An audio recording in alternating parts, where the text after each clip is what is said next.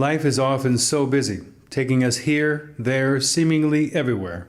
When you aren't able to make it to church, we hope you are fed and nourished by listening to the preaching of God's Word wherever you are at the moment. In the meantime, take care, and God bless. Thank you, Pastor Lilliard, for your brief introduction to our sermon series, In One Sermon, and why I am preaching here this day.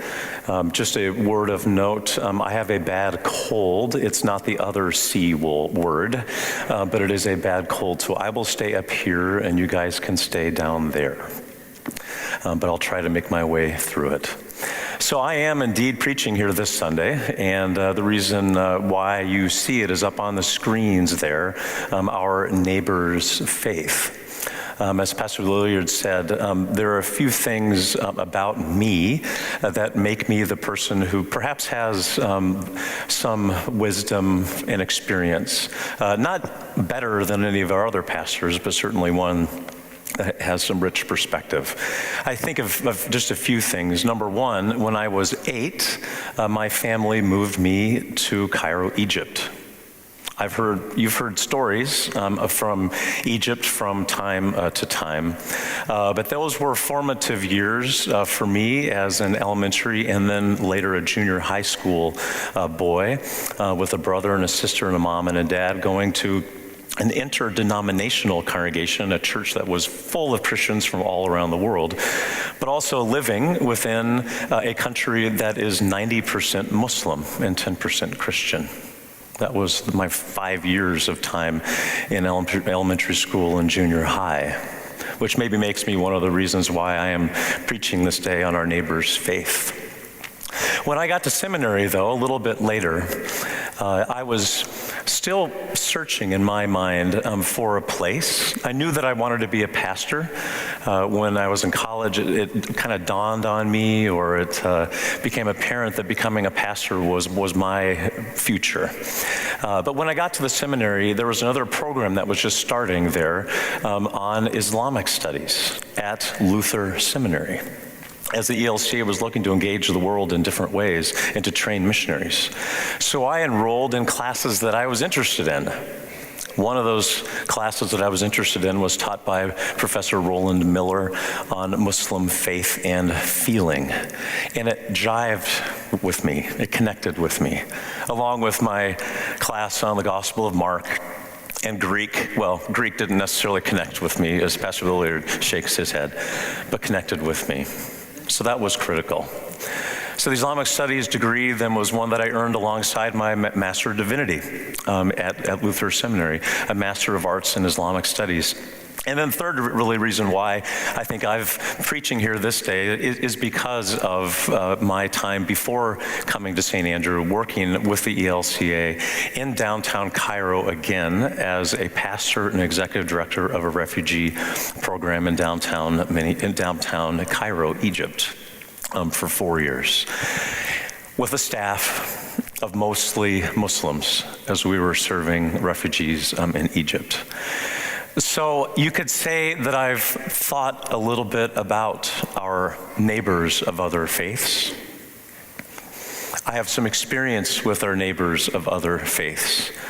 And I have a few words of wisdom here that I'd like to pass along to you as we, in one sermon, try to come up with conclusions as to where we are as Lutheran Christians thinking about our neighbors of faith. So I'm indebted to, of course, people who have gone before me. How many of us are, of course? One person that did a lot of thinking and a lot of writing, a lot of teaching and preaching was a gentleman by the name of Krister Stendahl.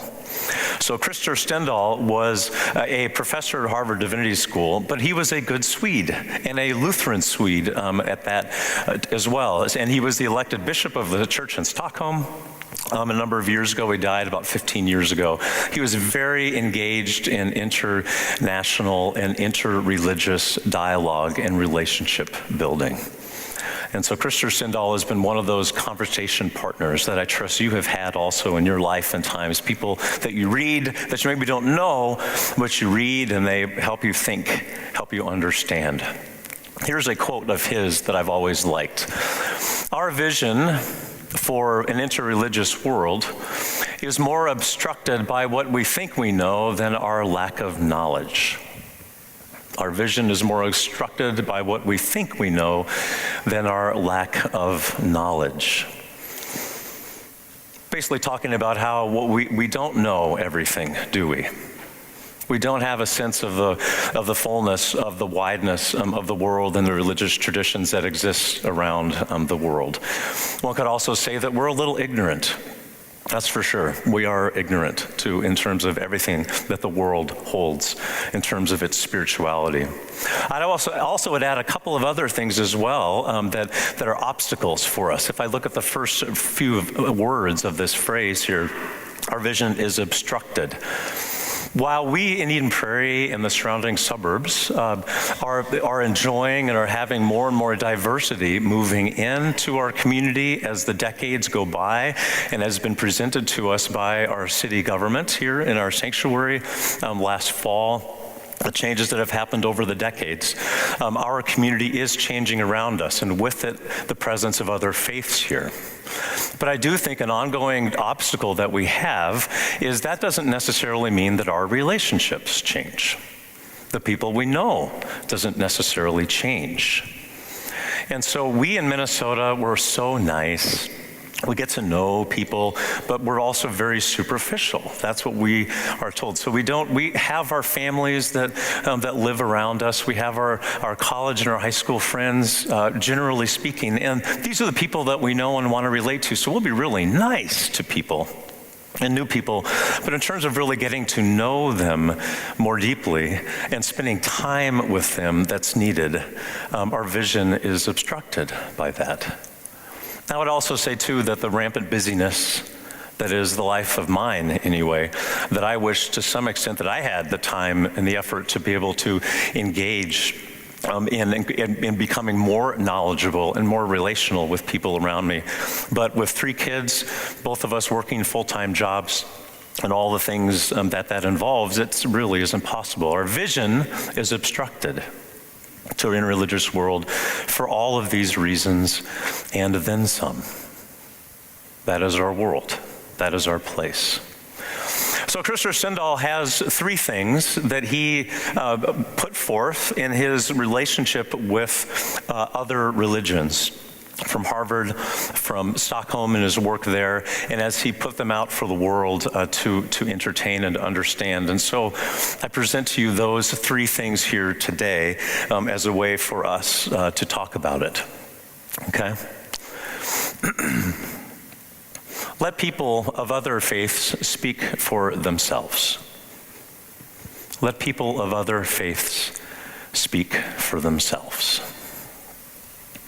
I remember a long time ago when my son, Alex, who at the time was 10 or 11 years old, he was at school, at our American school in Cairo.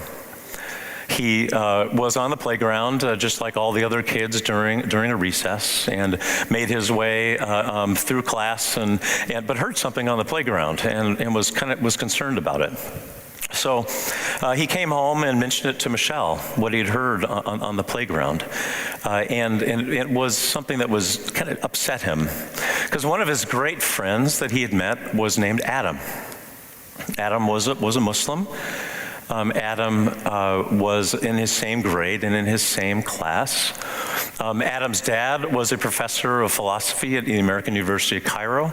His mom was a professor of refugee care and law at the University of Cairo. And on the playground, Alex had heard someone call Adam a pirate. Someone called Adam a pirate. And he came home and he said, "Mom, why did they call Adam a pirate? What is that all about?" So, in other words, the news, of course, was full of the Somali pirates out in the Gulf of Oman. There was some kid had heard it from mom and dad or heard it on the news, that Somalis are pirates. So therefore, everybody is a pirate. But it gave us a chance to go to Lamia and his father, whose name has escaped my memory, to go to them and simply say that this is something that happened with Alex on the playground at CAC, at our school. And we had a chance to say to Lamia, this is something that we heard. What do you think and what do you say? How important it was, of course, for her to be able to respond as a Somali person and to engage the topic with us. And how important it is that we let other people of faith speak for themselves. My other point in all of this from this Krister Stendahl quote is that we really do need to be very careful when we are hearing and ingesting the talking heads about other people. We need to be very careful when we hear words that are being shared. Who are sharing these words about these people?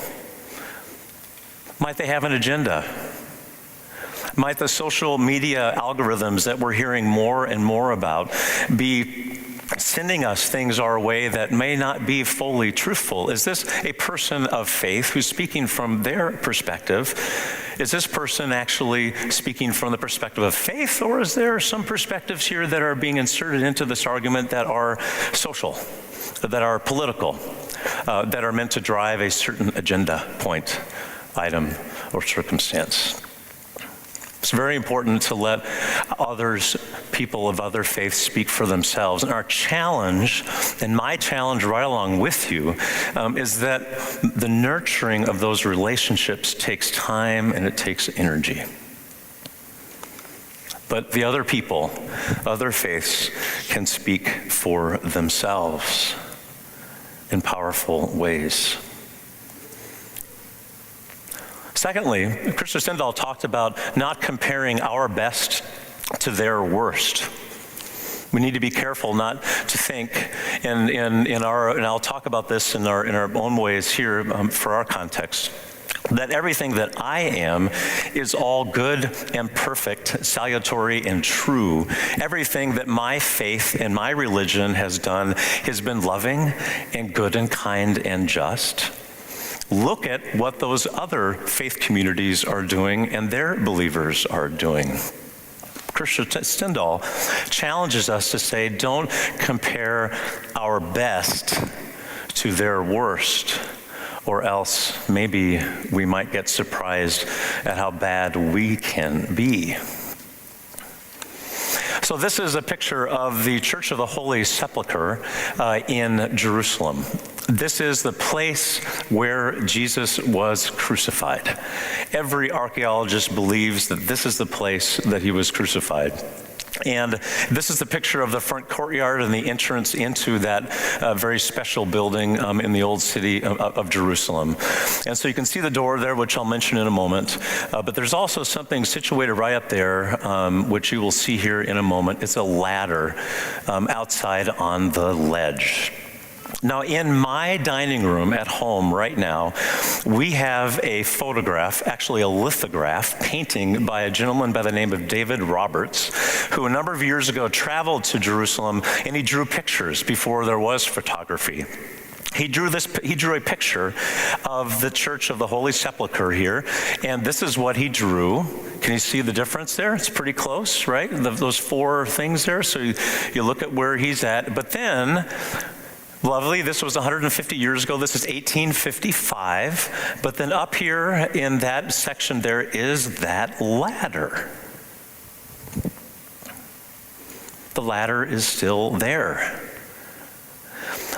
Now there is another lithograph from way back in let's see, check my date here. Way back in 1728 that has that ladder still sitting there underneath that window. That would be like a ladder here, Pastor Lillard. That would be a ladder hanging out here over and over and over again, which I know that none of us would want to have something like that in the narthex here as we came in. The issue is that many, many years ago, one of the members of the Christian community was doing some work, put the ladder there, and they couldn't decide then among the Christian community there who is going to take the ladder down. Who takes responsibility for this? And so this ladder is now, if you look it up under Wikipedia, and it is absolutely the case, it is on Wikipedia, it is an example of status quo, but a negative status quo. They still have not decided who put the ladder up of the Christian communities that make up the Church of the Holy Sepulchre. And so until someone raises their hand and takes the ladder down, the ladder will sit there.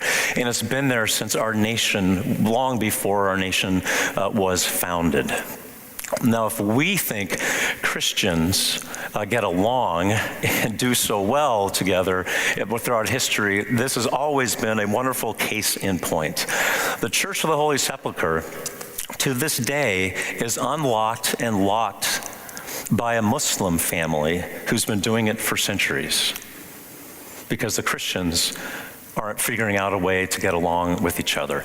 This is not particularly flattering, is it, for us Christians, as we think about this very theme? Don't compare your best to their worst. Because I could also talk about colonialism. I could also talk about the melding together of colonialism and evangelism. And we get to the point then when we think about people who live in other parts of the world and pulling together that historical context, then we end up with this understanding that, you know what, maybe people in other parts of the world don't view Christianity in the positive light that we see Christianity viewed as. This is definitely true.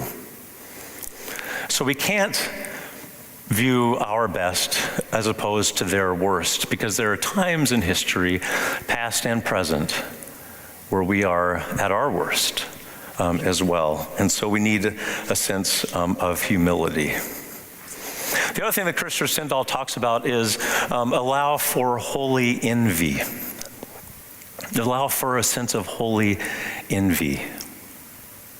How many of you have gone to the Basilica and been awestruck by the size of the pillars and the amazing acoustics that are in there? How many have had a chance to visit, like we did for many years pre-pandemic, our children when we would do mystery bus? And we would go and visit the synagogue on Hennepin Avenue, and the rabbi would get up and talk to our kids. And we would see the scrolls there on the front of the synagogue, and how he ties things together here with our Christian faith and the Jewish faith. How many of you, like me, have neighbors who live next door who attend that synagogue? And they are ones who, when they celebrate Purim or Passover or Yom Kippur, it's a chance for me to reach out to them and actually, frankly, go back into my Bible and say, so what is Purim all about? Festival of the booths? Okay. So we'll have to look that up. Allow for yourself to have some holy envy. A photograph that I found in our library is also of Alex here as well. Back in those days, he's in a mosque there, experiencing something that he hadn't experienced before. Practicing and experiencing holy envy, this incredibly acoustically dramatic place to be, this mosque in downtown Cairo. One of the things I think that is a challenge for us, though, as well, is this issue of syncretism. When we think about holy envy, this is of course a very complicated word here. But syncretism is the combination of separate concepts into one unique idea. And what I want to encourage us when we practice holy envy is that I never, when I am in a mosque or in a synagogue or with people of other faiths, ever am I practicing syncretism where I am combining their practice with my practice into my own faith understanding. I still am Peter Johnson, baptized Lutheran, follower of Jesus Christ. It's okay to practice this holy envy, to learn and grow from other people. So, finally, if I've learned anything over the years, and especially during my days of Cairo, and my service there. I mentioned to you that we served refugees in downtown Egypt.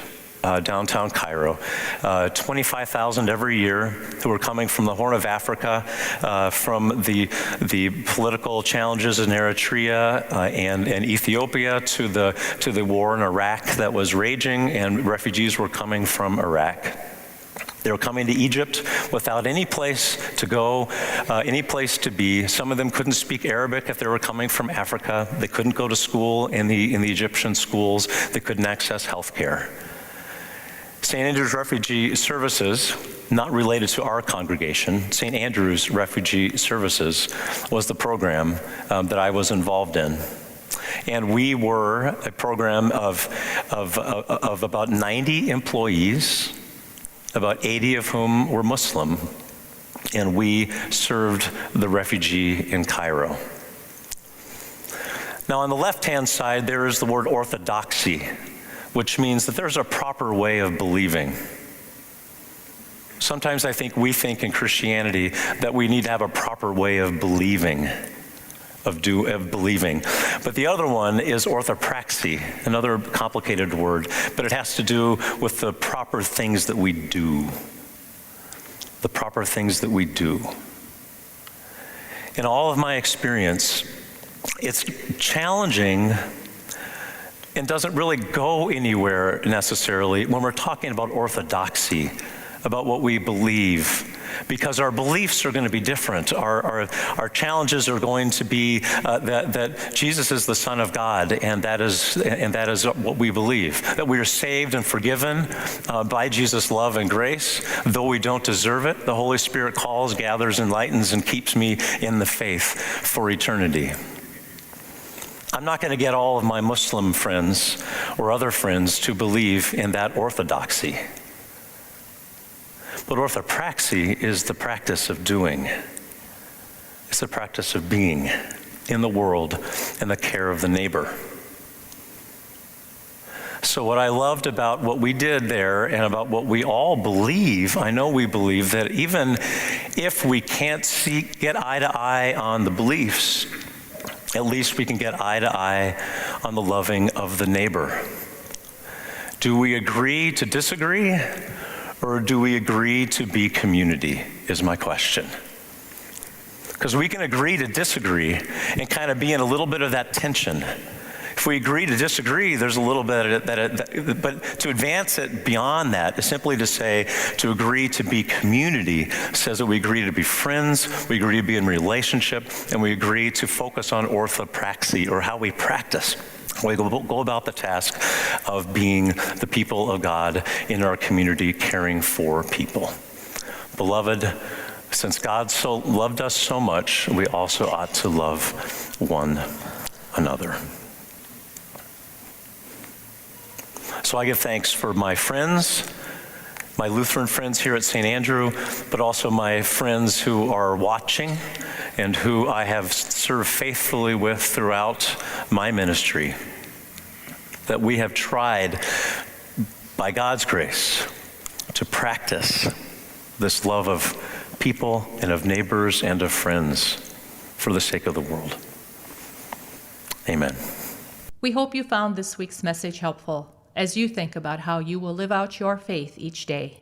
If you would like to support the ministries at St. Andrew Lutheran Church, you can do so by having your credit card information available and then texting a gift to 952-260-9007. Thank you, and God bless.